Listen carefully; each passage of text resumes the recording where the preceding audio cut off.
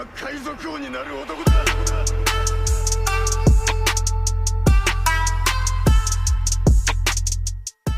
O arco de Wano finalmente chegou ao fim, e com ele surgiram diversas perguntas que nos deixaram pensativos sobre o que aconteceu até agora e sobre o futuro da obra. Muitas dessas perguntas continuam sem respostas, mas aqui no canal Supernovas nada continua escondido pelo Oda por muito tempo. Será que Eiichiro Oda deixou furos em seu roteiro, ou todos os núcleos abertos em Wano foram friamente calculados e serão encerrados no futuro? Nesse vídeo nós vamos falar sobre todos os eventos que não foram muito bem concluídos no arco de Wano, teorizar bastante sobre os próximos arcos e discutir se o Oda falhou ou foi genial na conclusão de um dos maiores arcos de One Piece até agora. Mas antes de mais nada, vocês estão no canal Supernovas, o canal favorito do Eiichiro Oda. Meu nome é Samuel, estou aqui com meu parceiro Leonardo. E aí, galera? E sem mais enrolação, bora direto pro vídeo. O que aconteceu com Jack? E para começar bem, vamos falar de um personagem chamado Jack. Para quem não lembra dele, nós tivemos que voltar no mangá para lembrar. O Jack é um dos comandantes do Kaido, um tritão que comeu a fruta do mamute. Mas no arco de Onigashima ele foi completamente massacrado em todas as vezes que lutou, perdendo feio para Inuarashi. O que mais nos deixou curiosos foi que ele não apareceu mais na obra desde a sua derrota, o que nos faz pensar que o personagem pode ter realmente morrido. Na cena em que o Touro Verde está em Udon, no capítulo 1053, nós só conseguimos ver King e Queen, porém nenhum sinal de Jack. O único momento em que Jack é mencionado depois de sua derrota é na fala de Sukiyaki, quando o mesmo relembra que foi por causa do Tritão que o bando de Kaido encontrou o Road Poneglyph que estava na Wano submersa. Isso foi interessante para sabermos qual foi a única função do Jack em toda a história e por que ele pode ser considerado o Smoker do Novo Mundo. Só apanha a famosa bucha. Quanto a esse ponto, infelizmente nós não temos nenhuma teoria, mas Jack era um dos personagens com visual mais insano entre os Piratas das Feras e ironicamente foi ele quem teve o pior desenvolvimento entre eles. Além dele, todos os Tobiropos também simplesmente sumiram e não foram mais mencionados no arco. Não sabemos se eles morreram em Onigashima ou se foram aprisionados em Wano como King e Queen. Esperamos que daqui pra frente o Oda trabalhe melhor os personagens secundários como ele sempre fez, onde muitas vezes os coadjuvantes se destacaram mais até que os protagonistas. Onde estão os piratas da Big Mom? E a Mama ainda tá viva? E falando em coadjuvantes, temos o bando da Big Mom. Todos nós pensávamos que eles iriam aparecer para virar o jogo a favor do Kaido e dar um ar ameaçador aos últimos momentos do arco, porém nada disso aconteceu. Pelo contrário, aqui temos outro exemplo de um esquecimento completo por parte do Oda, e desde que foram atirados novamente da cachoeira de Wano por Marco, nunca mais foram vistos. Ou será que há um planejamento para esses personagens que voltarão surpreendendo a todos? Aqui entra um ponto extremamente importante que pode ser completamente resolvido ou ainda está aberto a interpretações. Os Yonkou foram jogados no fundo do país de Wano. Eles realmente morreram? Aqui a gente vai começar a teorizar e tentar encontrar respostas nas páginas do próprio mangá. Nós sabemos que é muito difícil pro Oda matar um personagem, pois o último que vimos morrer na linha do tempo atual de One Piece foi o Pedro, há mais de 200 capítulos. Personagens como Kinemon, Vovô Ryo, que tiveram quase um capítulo inteiro focado em um suposto adeus, estão vivos atualmente. Então como Oda teve coragem de matar dois personagens dos mais importantes de sua obra, de uma vez só e sem nenhuma despedida digna? Vamos aos fatos. Big Mom foi jogada para fora de Onigashima, ainda consciente, e inclusive na hora da sua queda ela grita: Kid, Law, eu nunca vou perdoá-los. Não se atrevam a pensar que eu morrerei só com isso. Isso no capítulo 1040. Vocês já sabem que o Oda não coloca nada em sua obra à toa. Se já é difícil um personagem secundário morrer, mesmo após ter se despedido de todos, imagina para um Yonkou que nem teve uma cena final digna de sua grandeza. Kaido teve uma despedida digna, embora rápida e com poucas palavras, só conseguimos sentir que ele aceitou sua derrota pelas mãos do Guerreiro da Libertação. Porém Big Mom não teve nada disso. Ela prometeu vingança e disse com todas as letras que não morreria. Mesmo considerando a arrogância dos Yonkous e as coisas um tanto quanto duvidosas que Big Mom passou em um ano, tipo perder pro Law e pro Kid, aqueles dois perrapados, ela foi apresentada desde o início da obra sendo um balão de ferro extremamente resistente a danos externos. E se tem uma coisa que temos certeza é de que esse personagem ainda vai balançar os mares na obra, seja pelo seu legado na sua legião de filhos ou até pessoalmente. Como foi decidido no capítulo 1056, Kid e Law foram para lados diferentes do mapa, porém ambos precisam encontrar os Road Poneglyphs para chegar ao One Piece. Isso não é a única coisa que é em comum entre os dois personagens. Ambos sabem de algo sobre o Homem da Cicatriz de Queimadura, e isso pode ser suficiente para unir ambos os personagens em um local que a Big Mom possa atacar. Lembre-se de dois fatores: a tripulação da Big Mom nunca vai voltar para Holy Cake sem levar pelo menos o corpo da Mama, eles com certeza vão procurar até encontrá-la. Além disso, a Big Mom prometeu vingança, e com certeza isso ainda vai ecoar em Law e Kid, que agora fazem parte da linha principal dos personagens de One Piece. E uma coisa é certa, o Oda não fez uma conclusão decente para Big Mom, e um personagem do tamanho dela, literalmente, não pode simplesmente ser apagado assim da história. Ainda ouviremos falar sobre o nome da Big Mom de uma forma ou de outra, seja ela própria ou seus filhos. Qual o papel de Zunisha em Wano? E falando em personagens desperdiçados, nós temos Zunisha. No capítulo em que ele apareceu nos mares de Wano, a comunidade veio à loucura. Um monstro daquele tamanho em uma guerra envolvendo um Oni, isso com certeza seria épico de assistir. Ainda mais quando ele anunciou o retorno de Joy Boy, todos, inclusive nós, ficamos loucos com a possibilidade de um movimento de Zunisha junto com o Luffy para derrotar o Kaido. Mas o que aconteceu foi bem diferente disso. Zunisha literalmente chegou em Wano para ver a luta de perto e foi embora sem fazer nada quando Momo ordenou que as fronteiras fossem mantidas. Esperávamos pelo menos que o passado do elefante fosse explorado, porém a única informação que tivemos sobre isso foi que Zunisha foi companheiro de Joy Boy, o que já foi suficiente para elaborarmos diversas teorias. A questão é, o Oda queria realmente utilizar o Zunisha de alguma forma e mudou de ideia quando viu a extensão da luta em Onigashima, ou ele nunca quis que o elefante fizesse algo agora e planeja algo grande pro personagem? Provavelmente ele terá papel fundamental na abertura das fronteiras, que acontecerá antes da guerra final, e então saberemos finalmente qual foi o pecado de Zunisha que o condenou a vagar pelos mares por 1000 anos. Estamos aguardando bastante por esse momento e esperamos que vale a pena todo esse tempo para vermos o Zunisha em ação na obra novamente.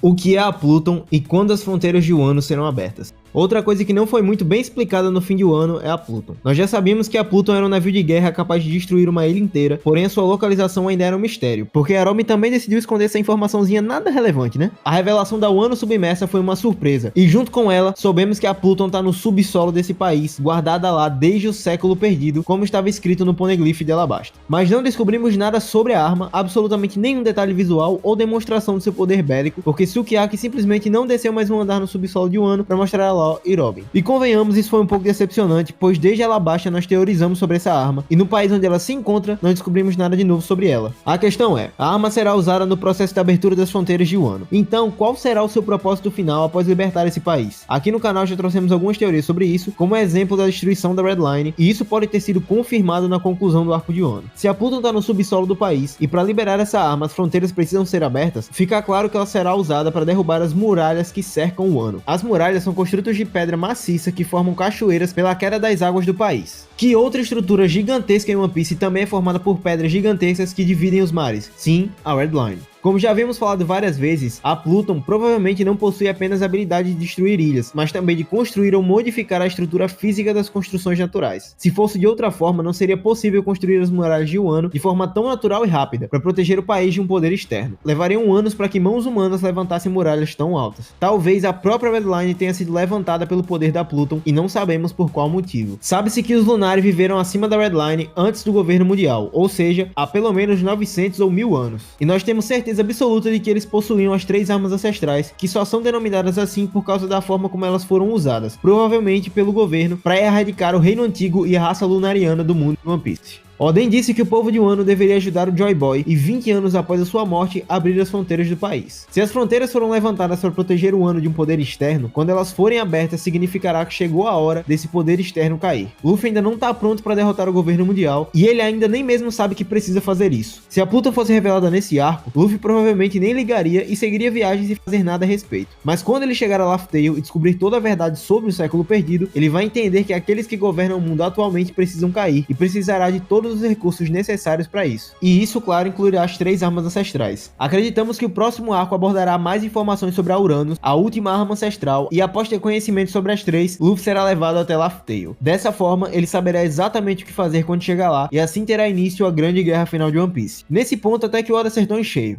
O que aconteceu com os usuários de Smile e a polêmica frase da Hiyori. Mas nem só de acertos vive Eiichiro Oda. Algo que foi basicamente desconsiderado no final do arco foi toda a trama das Smiles, que foi introduzida em Punk Hazard e deveria ter sido finalizada aqui em Wano. Como muitos temas dessa conclusão, esse foi mais um que ficou aberto a interpretações e acabou não sendo deixado claro no mangá. O povo de Ebisu foi mostrado desde o início do arco como pessoas que sofreram muito e foram obrigados a comer as frutas defeituosas, sendo forçadas a rir em qualquer situação. Essa história não se resume unicamente à opressão imposta por Orochi e Kaido, como muitos imaginaram de início. Imaginem, por exemplo, se um parente de algum morador de Ebisu falecer. Mesmo vivendo bem e podendo comer à vontade, essa perda vai machucar muito e a pessoa não poderá chorar. Portanto, pensar que agora eles poderão sorrir de forma sincera e serão felizes é muito bonito, porém não é uma solução definitiva para esse problema. E isso deveria ter sido mostrado e resolvido na conclusão do arco. O banquete final do arco também foi algo que faltou, mas foi compensado desperdiçado com o festival feito por Momonosuke. Nós sentimos que isso foi algo corrido, como se estivesse sendo feito apenas para preencher um espaço faltando na conclusão do terceiro ato. Algo que foi comentado desde o início da guerra em uma das cenas mais lindas do mangá, na entrada dos piratas de Onigashima, deveria ter sido melhor desenvolvido ao longo do arco. E isso pode ser representado na figura de Otoko. É impossível não se apegar e se emocionar com essa personagem que desde o primeiro momento roubou o coração de todos nós. Seu desenvolvimento girou em torno de sua luta para sobreviver em um país envenenado, e desde criança ela teve que lidar com a morte da pessoa mais importante do mundo para ela, e pelo poder de uma Smile foi impedida de sofrer o luto. Isso foi revivido várias vezes durante o Festival do Fogo, nas lanternas flutuantes que foram enviadas aos céus. Nós entendemos que a Toko conseguiu superar de certa forma a morte de Yasuye, quando ela simplesmente agradece ao pai e manda sua lanterna ao céu no final da batalha. Mas essa cena não era suficiente para uma personagem tão carismática e querida pela comunidade como a Otoko. Deveríamos ter visto uma despedida digna em relação ao pai e com o próprio Luffy, uma cena que com certeza arrancaria lágrimas de vários leitores. Mas, assim como as mortes de Ashura Doji e Izou, a perda de Yasuye serviu apenas para uma parte do arco e foi deixada de lado em sua conclusão.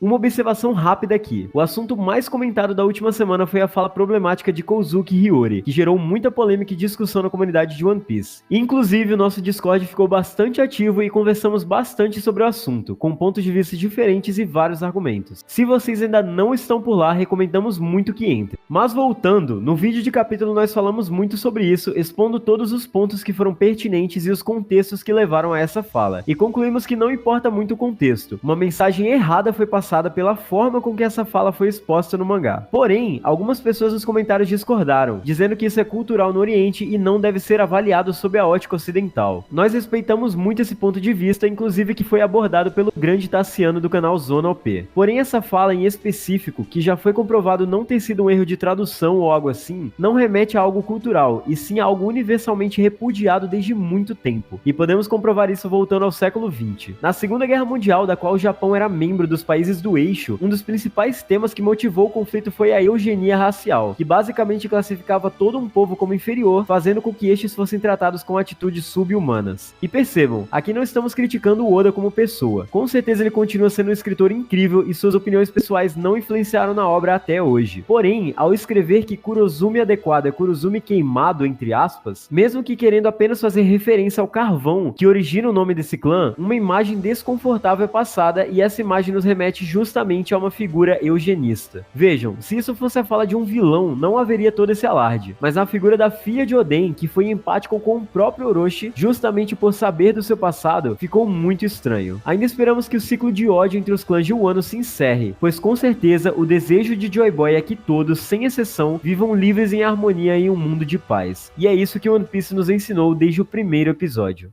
Touro Verde e o poder dos almirantes. E falando em tramas mal desenvolvidas, temos a chegada do Touro Verde em Wano e o relâmpago da aparição de Shanks. Algo que pareceu ser apenas uma propaganda para o filme Red foi colocada como sendo o evento final bombástico do arco, mas no fim foi decepcionante. Nesses poucos capítulos descobrimos pouco ou quase nada sobre o nível de poder dos personagens e das suas intenções. Touro Verde demonstrou poder suficiente apenas para vencer alguns dos bainhas, mas foi ferido pela Yamato e teve que renascer em um novo corpo que foi destruído por ninguém mais, ninguém menos que Momonosuke. Isso causou diversas discussões sobre o nível de poder dos almirantes em One Piece, que parecem ter sido constantemente nerfados desde Marineford. Temos alguns vídeos sobre o assunto e recomendamos muito que vocês assistam, pois lá nós falamos mais a fundo sobre esse tema, mas aqui vamos focar no Ruivo e no seu objetivo mais recente. Por que Shanks esperou até agora para ir atrás do One Piece e quais são suas verdadeiras intenções? Shanks diz para Ben Beckman que tá na hora de ir atrás do One Piece, e nesse quadro nós temos o primeiro indício do objetivo oculto do Shanks, algo que esteve escondido na obra por 25 anos. Desde a cena do retorno de Roger Laugh-Tale e a conversa entre os dois, começaram a surgir teorias sobre qual seria a função do Ruivo no mundo de One Piece e qual foi a missão que Roger entregou para ele. A mais aceita delas é que Shanks foi responsável por encontrar aquele que seria o Joy Boy ao invés dele próprio. Se isso for verdade, Shanks sempre esteve observando os passos do Luffy e até mesmo influenciando de longe para garantir que o garoto chegue até o fim da jornada.